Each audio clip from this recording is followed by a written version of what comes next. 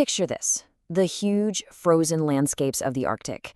It's a place where survival is pushed to the absolute limit. But hidden inside the very animals that call this cold home, there's a danger that doesn't just survive the freeze, it actually thrives in it. Today, we're on the trail of a microscopic predator that can turn a hunter's prize into a serious medical crisis. Let's dig into the science behind this incredible cold-loving parasite. So let me ask you a question that kind of flips a basic food safety rule on its head. We all freeze meat to kill off germs and parasites, right? It's just what you do. But what if I told you there's a parasite out there that treats a deep freezer like a waiting room, staying perfectly preserved and ready to infect you the second it thaws out? All right, so our story really kicks off with a medical mystery that's rooted way up in the far north. And this isn't just about some specimen in a lab. We're talking about the culprit behind some pretty nasty illnesses. This is an organism whose entire life is basically a masterclass in surviving the extreme cold. So this slide basically maps out the parasite's kingdom. Trichinella nativa is a true creature of the cold. It's a whole Arctic species, which is just a fancy way of saying it's found all across the northern hemisphere's Arctic regions.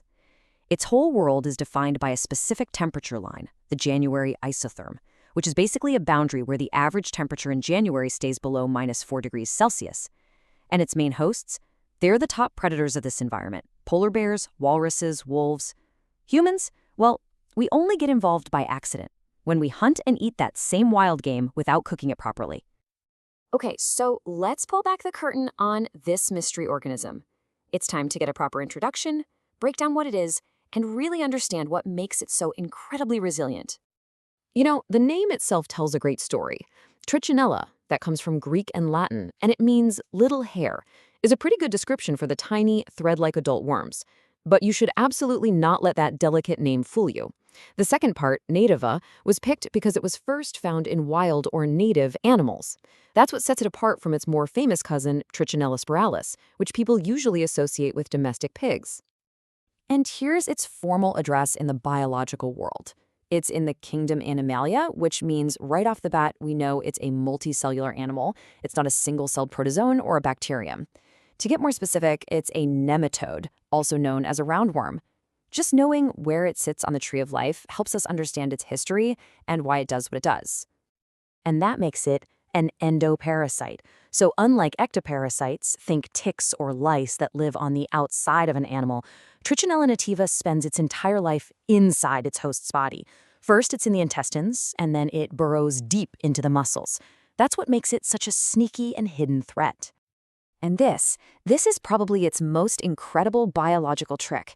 When a larva gets into a muscle cell, it doesn't just destroy it. No, it pulls off a biological coup.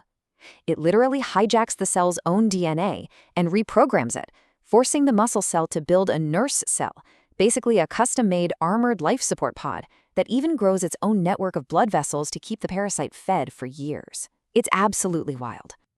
So, how does this parasite keep the cycle going? Well, its life cycle is amazingly efficient. The parasite never, ever has to risk being exposed to the outside world. It completes its entire journey from one host to the next, all while staying safely inside the body of an animal. It all happens in 5 key steps. First, an animal eats some infected muscle. The stomach acid frees the larva. From there, they head to the small intestine where they grow into adults with incredible speed. After they mate, the females release thousands of live newborn larvae directly into the host's bloodstream. These tiny larvae then travel all over the body, but they can only survive if they find and invade skeletal muscle cells. And that's where they coil up, build that amazing nurse cell, and just wait until that muscle gets eaten by the next host. And the whole cycle starts all over again. And here is what that actually looks like. We're zooming in on a slice of infected muscle. See all those little circular things embedded in the pink muscle fibers? Each one of those is a nurse cell, and inside there's at least one coiled up larva. You can really see from this view just how widespread an infection can get. Okay, let's get in even closer. Here, that hidden threat becomes crystal clear. Look at that. You can see the larva coiled up like a spring, just waiting inside its protective capsule. This is the infective stage, just sitting there patiently, sometimes for years, perfectly preserved even if the animal it's in freezes solid. All right, now we're going to shift focus. We've talked about the animal host, but what happens when a person eats some undercooked bear meat or walrus? And accidentally becomes the next link in this parasite's chain.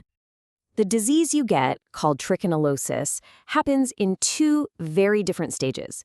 The first week is called the enteral phase. This is when the worms are in your intestine, and it can feel a lot like a bad case of food poisoning.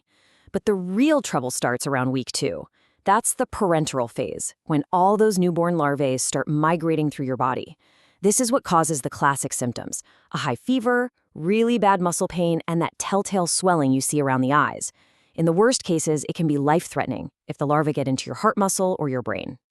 So how do doctors even figure this out? Well, the first big clue is a massive spike in a type of white blood cell called an eosinophil. Your body makes a ton of these to fight off parasites. Then, blood tests can look for specific antibodies that your immune system has built to fight Trichinella. But the 100% gold standard diagnosis comes from a muscle biopsy, where they actually take a tiny tissue sample and find the little coiled-up larvae inside.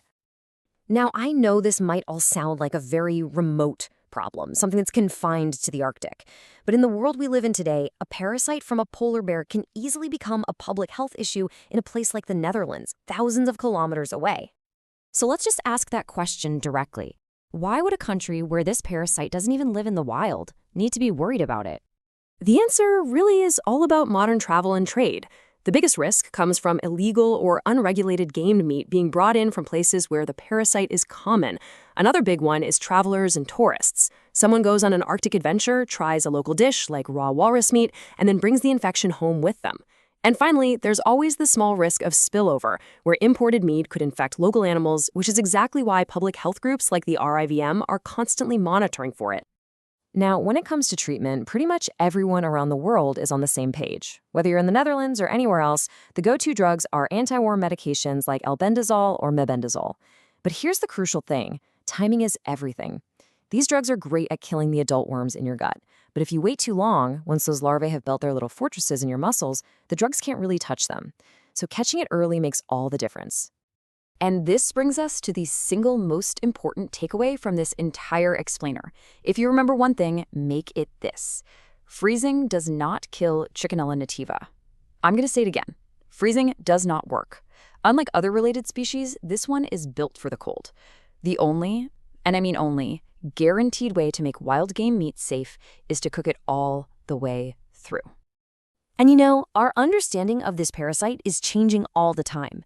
Scientists are using cutting-edge genetic sequencing to literally map out how it spreads. They're trying to figure out how climate change and melting sea ice might affect the hunting grounds of polar bears and walruses, which could totally change where this parasite pops up. Plus, they're still discovering other new freeze-tolerant species, which is a big reminder that we have to stay on our toes. And just so you're aware, all the information we've talked about today was compiled using a Gemini deep search. If you want to dive into the research yourself, you can find a complete list of all the scientific papers and public health documents we used in the linked Notebook LM document right there in the description. And that really leaves us with one last fascinating question to think about. The fact that Trichinella nativa is so incredibly resistant to freezing is just an amazing testament to the power of evolution. It really makes you wonder, doesn't it? If a parasite can evolve to basically conquer the freezer, what other unbelievable survival tricks are still out there, hiding in the most extreme corners of our planet, just waiting to be found? Hey, if you enjoyed this deep dive, please think about subscribing to our channel for more explainers just like this one. And we would seriously love to hear what you think about today's topic, so please leave your thoughts in the comments below. Thanks so much for watching.